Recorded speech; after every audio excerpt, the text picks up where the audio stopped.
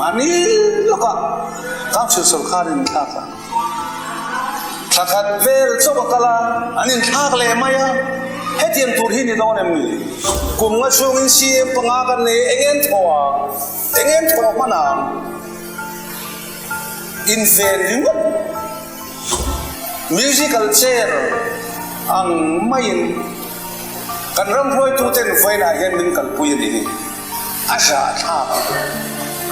nam bangina za tha ram bangina za tha hetiam tur dan hian kan pi le kan pu te kan mi ma sa te khan regional council hian lo dir reng lo hetiam tur hi ni lo hei kan fe ngai politician kan ia wang chu soi mai kan lo lai fa kan ni nangin lai ram sunga cheng kan ni rin kan ram hian ma son tur ni kan nam hian ma son tur ni he kan ram mual pho tak le ming chataka omdi idin tharang isiam tharang chumi turatan son chang ilang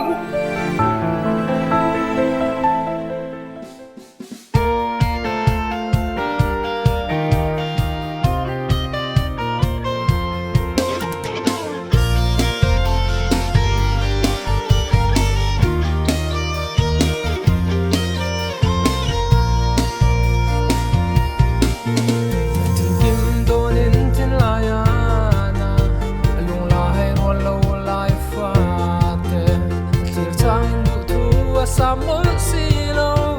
ibural melo na lai rang har ram ro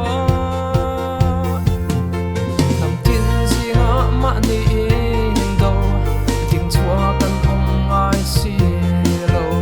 lal pa kan lai tam tu che mai tur hi tung ding in har zai kan re nan min pui la har ahum ta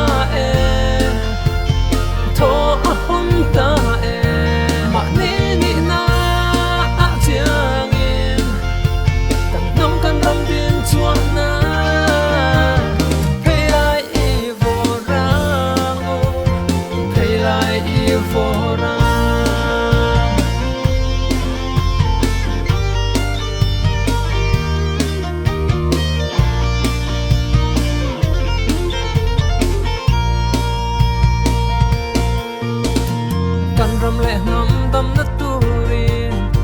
thalai rolte kan poi mo manin nom sak na